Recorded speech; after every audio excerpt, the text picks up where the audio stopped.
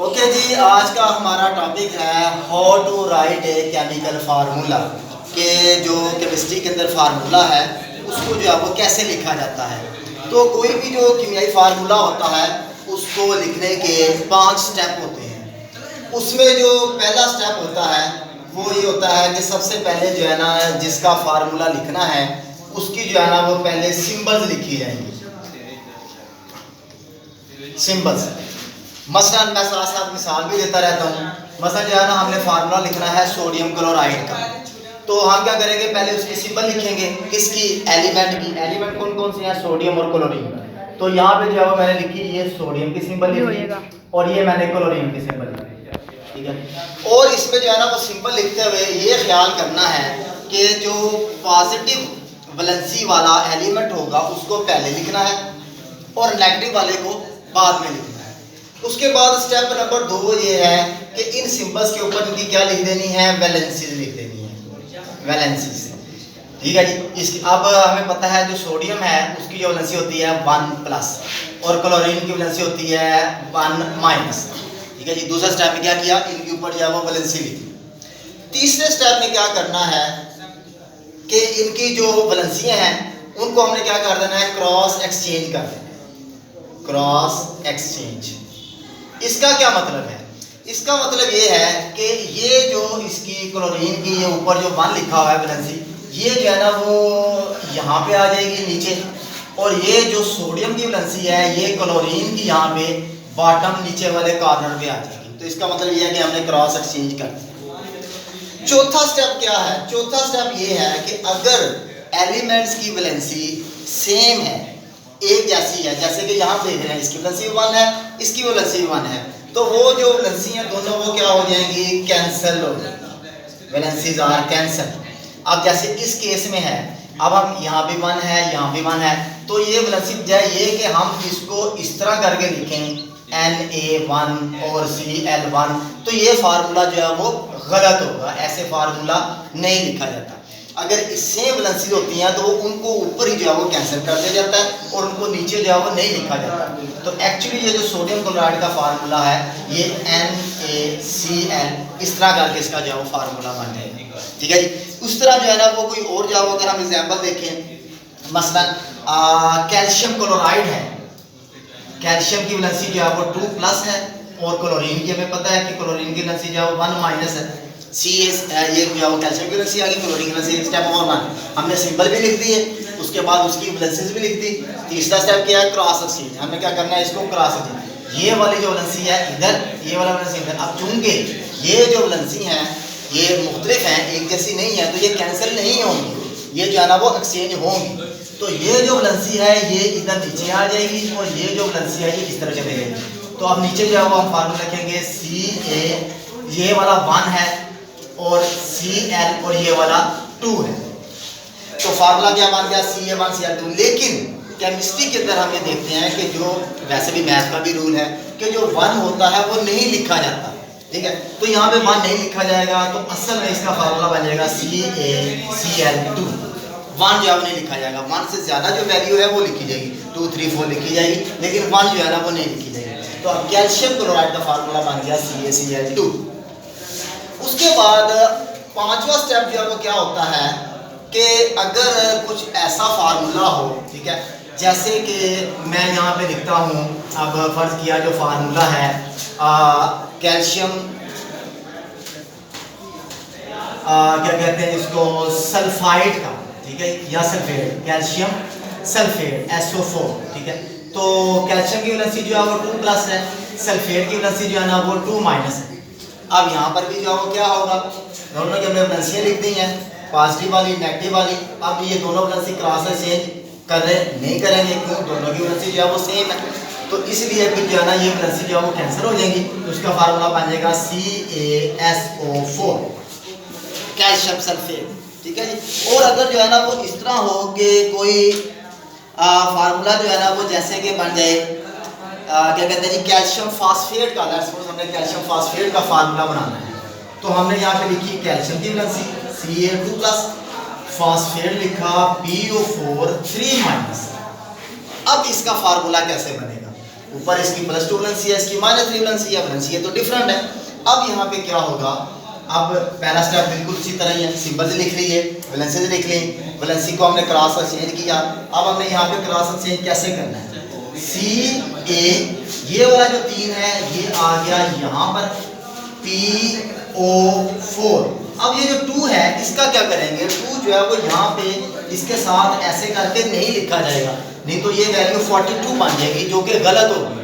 तो फिर वहाँ पे क्या किया जाता है, 5वें स्टेप में क्या है कि जब ऐसी सिचुएशन हो तो जो नेगेटिव वैलेंसी होगी उसकी वैलेंसी को हम किसमें लिख लेंगे, पैरेंथेसिस के अंदर। पैरेंथेसिस का मतलब होता है ब्रैकेट के अंदर। तो इसको हम नेगेटिव वाला जो वैलेंसी है इसको हम ब्रैकेट में कर लेंगे और ये जो इसकी कैल्शियम की जो कैट आयन है इसकी जो वैलेंसी है इसको बाहर लिख लेंगे। तो ये इसका फार्मूला बन गया Ca3PO4 ट्वाइस। ठीक है, इसको रीड कैसे करेंगे, Ca3PO4 ट्वाइस। तो ये किसका बन गया, कैल्शियम फास्फेट का फार्मूला। तो इस तरह हम कोई भी पॉजिटिव रेडिकल वाला और नेगेटिव रेडिकल वाले की जो है ना वैलेंसीज लेके हम इसको जो है ना वो फार्मूला जो है ना उसका जो है वो बना सकते हैं। इसी रूल के तहत ये जो है वो 4-5 स्टेप हैं, इनको फॉलो करते हुए कोई भी फार्मूला जो है ना वो बनाया जा सकता है। बाकी जो है वो फार्मूले की अगर जहाँ तक अहमियत की बात है तो फार्मूला जो है वो होता है, एक फार्मूला जो है केमिकल फार्मूला एक मॉलिक्यूल को भी ज़ाहिर करता है, एक मोल को भी ज़ाहिर करता है, उसके अलावा उस फार्मूले में या मॉलिक्यूल में कितने एलिमेंट्स हैं उसको भी ज़ाहिर करता है, बताता है कि एलिमेंट्स की तादाद कितनी है और कौन कौन से एलिमेंट्स हैं। तो ये सारे जो स्टेप्स हैं या जितने जो है ना वो मालूमात हैं वो हमें एक कीमियाई फार्मूले से जो है ना वो मिलती हैं। ठीक है, अच्छा जी, नेक्स्ट है केमिकल फार्मूले की टाइप्स। तो केमिकल फार्मूले की जो है वो 2 टाइप्स होती हैं, एक को हम कहते हैं एम्पिरिकल फार्मूला और दूसरी जो होती है वो होती है molecular formula. Molecular formula, empirical फार्मूले को हम सिंपलेस्ट फार्मूला भी कहते हैं। ये एम्पिरिकल फार्मूला जो होता है ये किसी भी, it is the simplest whole number ratio which is present in elements of the molecule of the compound. कि कोई भी जो किसी भी कंपाउंड का जो मॉलिक्यूल है उसके एलिमेंट्स के दरमियान जो सिंपलेस्ट रेशियो है उसको जो है ना ये ज़ाहिर करता है एम्पिरिकल फार्मूला। इसको सिंपलेस्ट फार्मूला भी कहते हैं। मसलन सिलिकॉन डाइऑक्साइड जिसको हम रेत भी कहते हैं, ठीक है। अब इसके अंदर सिलिकॉन और ऑक्सीजन की रेशियो कितनी है, सिलिकॉन का 1 एटम है तो इसकी 1 बन गया। रेशियो ऑक्सीजन के कितने एटम है, 2, तो ये क्या बन गया 1:2। यानी सिलिकॉन डाइऑक्साइड में या रेत के अंदर जो सिलिकॉन और ऑक्सीजन की रेशियो है यानी कितना तनासब है वो कितना 1:2 का। यानी हर ऑक्सीजन के हर सिलिकॉन के एक मॉलिक्यूल के लिए ऑक्सीजन के सिलिकॉन के एक एटम के लिए ऑक्सीजन के 2 एटम चाहिए हमें सिलिकॉन डाइऑक्साइड बनाने के लिए। ठीक है, तो ये क्या बन गया इसका, ये इसकी सिंपल रेशियो बन गई। इसी तरह अगर हम जो है वो बात करें ग्लूकोज की, तो ग्लूकोज का जो है हमें फार्मूला जो है वो मिलता है CH2O। ये इसका क्या है एम्पिरिकल फार्मूला। इसके अंदर कार्बन, हाइड्रोजन और ऑक्सीजन की रेशियो क्या है, कार्बन की रेशियो क्या है 1 रेशियो, हाइड्रोजन कितने हैं 2 तो इसकी रेशियो 2 बन गई, ऑक्सीजन कितने हैं 1 तो इसकी रेशियो कितनी बन गई 1 बन गई। तो ये क्या है carbon ratio hydrogen ratio oxygen, तो 1:1 की जो रेशियो बन गई। तो ये क्या है सारे इसके क्या है एम्पिरिकल फार्मूला। तो ये जो फार्मूला होता है ये तो आ गया ऐसे कंपाउंड का जो कि मॉलिक्यूलर कंपाउंड होते हैं उनका है।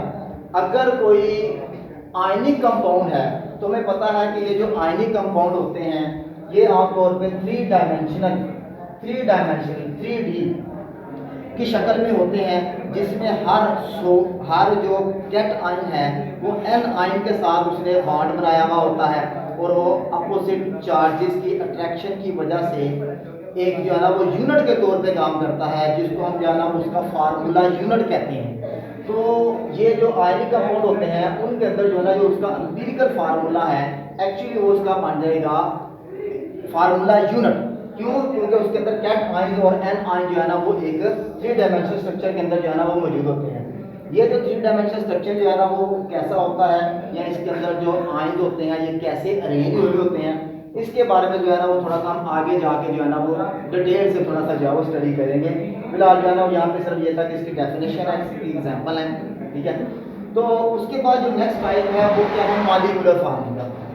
मॉलिक्यूलर फार्मूला किसी भी कंपाउंड के मॉलिक्यूल में एग्जैक्ट रेशियो बताता है, एलिमेंट्स की एग्जैक्ट रेशियो जो है वो कितनी है, ठीक है। मसलन फर्ज किया आप यहाँ पे ग्लूकोज लिखा है, तो ग्लूकोज का CH2 जो है ये इसका क्या है, एम्पिरिकल फार्मूला है, जबकि इसका जो मॉलिक्यूलर फार्मूला बनेगा वो C6H12O6 बनेगा। ये कैसे मालूम करेंगे? मॉलिक्यूलर फार्मूला मालूम करने का हमारे पास एक फार्मूला है कि जो मॉलिक्यूलर फार्मूला होता है वो बराबर होता है एम्पिरिकल फार्मूला ज़रब n, ठीक है। n क्या है, n कोई भी वैल्यू हो सकती है, 1 2 3 4 6 कोई भी वैल्यू हो सकती है। उस वैल्यू के साथ जब हम एम्पिरिकल फार्मूले को मल्टीप्लाई करेंगे या ज़रब देंगे तो वो क्या बन जाएगा, मॉलिक्यूलर फार्मूला बन जाएगा। जैसे फर्स्ट क्या यहाँ पे हम ग्लूकोज है, ग्लूकोज का एम्पिरिकल फार्मूला क्या है, CH2O, ठीक है, और n की वैल्यू यहाँ पे क्या है, 6 है। तो इस 6 को इसके साथ मल्टीप्लाई कर देंगे तो क्या आ जाएगा, C6H12O6। तो ये क्या बन गया, ग्लूकोज का मॉलिक्यूलर फार्मूला, ठीक है। तो इस तरह कुछ केमिकल कंपाउंड ऐसे होते हैं जिनके मॉलिक्यूलर फार्मूला भी होते हैं, एम्पिरिकल फार्मूला देते हैं, और कुछ ऐसे होते हैं जिनके एम्पिरिकल फार्मूला और मॉलिक्यूलर फार्मूला एक जैसे ही होते हैं। मतलब वाटर हो गया, वाटर जो है वाटर का एम्पिरिकल फार्मूला भी और मॉलिक्यूलर फार्मूला भी सेम है, H2O। ये इसका एम्पिरिकल फार्मूला भी होता है, ये इसका मॉलिक्यूलर फार्मूला भी होता है। इसी तरह जो है ना वो जैसे कि क्या आ गया, जैसे हाइड्रोक्लोरिक एसिड है, HCl हाइड्रोक्लोरिक एसिड, ये भी जो है ना वो क्या है, मॉलिक्यूलर फार्मूला भी है और एम्पिरिकल फार्मूला भी है, ठीक है। तो ये जो है ना वो इसके अंदर आ जाता है, ना इसके अंदर अलग से कोई ना एम्पिरिकल फार्मूला है, ना इसका जो है ना वो मॉलिक्यूलर फार्मूला है। तो ये थी फार्मूले की टाइप्स, जो कि जो है ना वो दो फार्मूले की टाइप्स जो है ना वो पाई जाती हैं, ठीक है। अच्छा जी, अब हम यहाँ पे जो है ना वो देखेंगे कि 3 डायमेंशनल स्ट्रक्चर हम कैसे जो है वो ड्रा कर सकते हैं। सबसे पहले जो है वो हमें क्या करना है कि यहाँ पे जो है ना वो मैंने कुछ जो है ना वो लिखे, ये एटम्स हैं, ठीक है जी। उसके बाद यहाँ आ गया और यहाँ आ गया, ठीक है। उसके बाद यहाँ पे जो है वेरिएबल लिखा है, और उसके बाद यहाँ पे आ गया ये इस तरह का, ठीक है। और यहाँ इसके सामने बिल्कुल ऐसे, और इसके सामने बिल्कुल ऐसे, ठीक है। इसको जो है ना वो अब हम मिला देते हैं,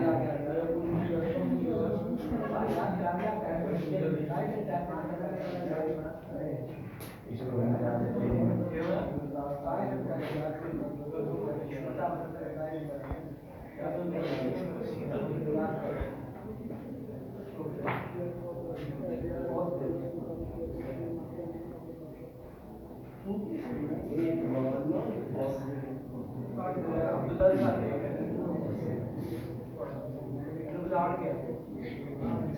और यहाँ उसके बाद इसको लाइनों को मिला रहे हैं ऐसे, ये सिंपल एक क्यूब बना है। अच्छा जी, अब यहाँ पे जो है ना वो यहाँ पे मैंने लिख दिया नेगेटिव चार्ज। अब ये स्ट्रक्चर इसका बना है सोडियम क्लोराइड का। तो सोडियम क्लोराइड में हमें पता है कि सोडियम आयन होते हैं जो कि कैट आयन होते हैं, और क्लोराइड आयन होते हैं जो कि नेगेटिव आयन होते हैं। तो ये मैंने यहाँ पे जो है ना वो लिखे हैं क्लोराइड के आयन। ये क्लोराइड का आयन है जिसको मैंने नेगेटिव से लिखा, ये नेगेटिव, और ये क्लोरीन का एटम, ये सारे क्या है, क्लोरीन के एटम है बेसिकली। क्लोरीन का एटम, ये भी क्लोरीन का एटम, ये भी क्लोरीन का एटम, क्लोरीन का एटम आ गया। अब इसके बीच में हमने क्या लिखने हैं, सोडियम के एटम। यहाँ आ गया, एक यहाँ पे आ गया, यहाँ आ गया, और उसके बाद जो है ना वो यहाँ,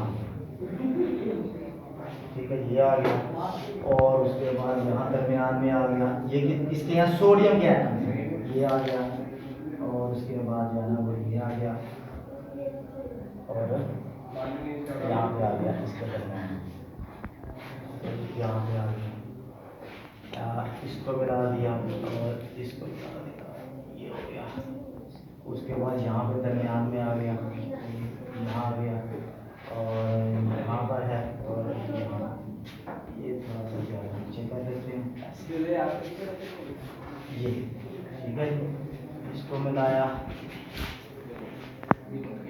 मिलाया और इसको मिला दिया, इसको मिला दिया, ठीक है। और उसके बाद जो है ना वो इसको मिला दिया। ये किसके हैं? सोडियम के atom, sodium cation plus charge, ये प्लस, ठीक है जी, ये प्लस प्लस प्लस, ठीक है जी, ये प्लस, इस तरह इसके बीच में ये प्लस, ये भी प्लस है, ये भी प्लस चार्ज है, ये भी प्लस चार्ज है। नेगेटिव चार्ज के दरमियान में प्लस चार्ज है, पॉजिटिव चार्ज, ठीक है जी। तो उसके बाद जो है ना वो हम क्या करते हैं कि इसको जो है ना वो ये इस तरह करके आ गया। फिर इसके बाद जो है ना वो दरमियान में हमने जो है ना ये आप देख रहे हैं कि पॉजिटिव चार्ज है, नेगेटिव चार्ज है, इस तरह नेगेटिव चार्ज है, पॉजिटिव चार्ज है, यानी कि हर जो पॉजिटिव चार्ज है वो नेगेटिव चार्ज से जो है ना वो घिरा हुआ है, ठीक है जी। और बीच में जो है ना वो यहाँ पे ये भी क्लोरीन है, ये भी क्लोरीन है, ये भी क्लोरीन है, ये भी क्लोरीन है, ठीक है। और इस तरह जो है ना वो ये भी जो है ना वो बन जाएगा क्या कहते हैं इसको, सोडियम का, ठीक है।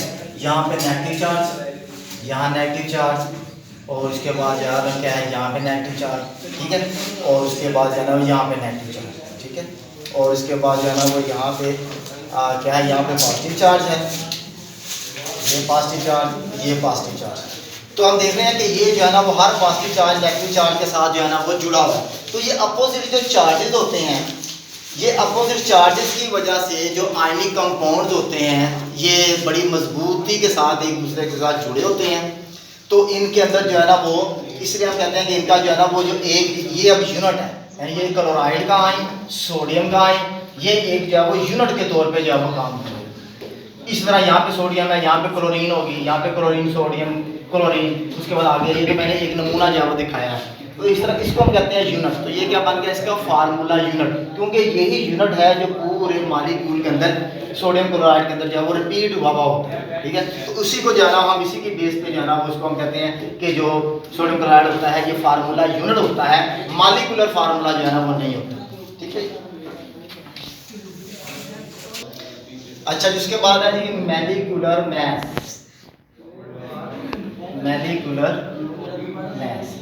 तो मॉलिक्यूलर मास जो है वो क्या होता है, it is the sum of the atomic mass of an element, ठीक है। तो वो क्या बन जाएगा, मॉलिक्यूलर मास बन जाएगा। मसलन हमारे पास फार्मूला लिखा हुआ है HNO3, ये एक मॉलिक्यूल है, हमें कहा गया है कि इसका मॉलिक्यूलर मास मालूम करें। तो हम क्या करेंगे, जितना इसका एटॉमिक मास होगा उसको जमा कर लेंगे, तो वो क्या बन जाएगा उसका मॉलिक्यूलर मास। अब हमें एटॉमिक मास का कहाँ से पता चलेगा, वो हमें पीरियोडिक टेबल से पता चलेगा। हर पीरियोडिक टेबल के अंदर जाना जितने भी एलिमेंट्स होते हैं उनके एटॉमिक मास जो है वो दिए होते हैं। तो हम यहाँ पे लिखेंगे atomic mass of hydrogen, hydrogen का एटॉमिक मास कितना होता है 1, ये कहाँ से पता चलेगा, पीरियोडिक टेबल से। उसके बाद atomic mass of nitrogen, nitrogen का एटॉमिक मास होता है 14, ठीक है। तो यहाँ पे हमने लिख दिया 14। उसके बाद ऑक्सीजन आ गई, तो हम लिखेंगे atomic mass of oxygen, oxygen का एटॉमिक मास होता है 16। तो ये जो है ना ऑक्सीजन का एटॉमिक मास बन गया। अब हमने जब इसका मॉलिक्यूलर मास लिखना है तो हम क्या लिखेंगे, मॉलिक्यूलर मास ऑफ HNO3, ठीक है। तो ये मान जाएंगे मॉलिक्यूलर मास आप इसको बराबर में कर लेंगे। हाइड्रोजन का कितना है 1 प्लस नाइट्रोजन का कितना है 14 प्लस ऑक्सीजन का कितना है 16। अब ये 3 कहाँ पे जाएगा, 3 इसके साथ ज़रब खाएंगे, यहाँ पे जाना वो 16 को 3 से ज़रब देंगे, ऐसे जितनी यहाँ पे जो वैल्यू लिखी होगी उसको इसके एटॉमिक मास के साथ हमने मल्टीप्लाई कर दिया, ठीक है। तो नीचे आ गया 1 प्लस 14 प्लस 16 को 3 से ज़रब देंगे तो कितना बनेगा 48, 48 ये आ गया। इस सारे को जब हमने जमा कर लेना है, 12 और 1 13, 3 4 और 1 5 और 1 6, तो ये कितना बन गया 63 AMU atomic mass unit nitric acid का मॉलिक्यूलर मास बन गया। तो इस तरह कोई भी मतलब आगे हम देखते हैं कोई भी जो फार्मूला, जैसे कि हम देखते हैं कि अब H2SO4 है, H2SO4 सल्फ्यूरिक एसिड, हमें ये कहा जाता है कि इसका मॉलिक्यूलर मास मालूम करें। तो हम इसी तरह जो देखेंगे कि जो हाइड्रोजन है इसका एटॉमिक मास कितना होता है 1, सल्फर जो होती है इसका एटॉमिक मास होता है 32। ये थोड़ा सा जो है वो पीरियोडिक टेबल से देखना पड़ेगा। अगर आपको मालूम है, याद है, तब भी ठीक है, नहीं है तो आप पीरियोडिक टेबल से देख सकते हैं। तो सल्फर का एटॉमिक मास मान लिया 32। ऑक्सीजन है, ऑक्सीजन का एटॉमिक मास होता है 16।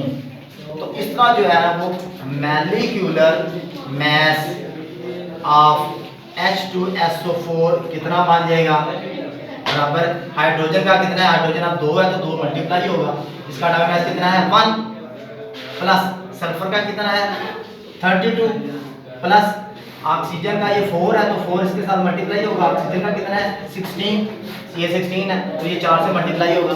इस सारे को हल कर लेना है, ठीक है। तो 2 के एक्सेस देंगे 2 2 प्लस 32 प्लस 16 को 4 से देंगे 64, 16 4 बार 64। अब सारे को जो है ना हमने ऐड कर देना है, 4 और 2 6 और 2 8 और 6 और 3 9, 98 AMU is called the molecular mass of sulphuric acid, ठीक है। तो इस तरह जो है ना हम मॉलिक्यूलर मास जो है वो मालूम कर सकते हैं। उसके बाद जो है ना वो मॉलिक्यूलर मास के बाद जो है वो आगे है फार्मूला मास। फार्मूला मास भी सिंपल जो है ना वो क्या है, जो आयनिक कंपाउंड होते हैं, जैसे सोडियम क्लोराइड है। अब सोडियम क्लोराइड है ये एक आयनिक कंपाउंड है, जैसे पहले हमने जो है ना वो देखा जिसके अंदर 3 डायमेंशनल स्ट्रक्चर होते हैं, sodium ion chloride ion, sodium ion chloride ion, उनका जो है ना पूरा स्ट्रक्चर बना होता है। इसी तरह जो है वो इसको हम कहते हैं आयनिक कंपाउंड। इनका मॉलिक्यूलर फार्मूला नहीं होता, इनका जो है ना वो फार्मूला यूनिट होता है, यानी कि फार्मूला मास होता है।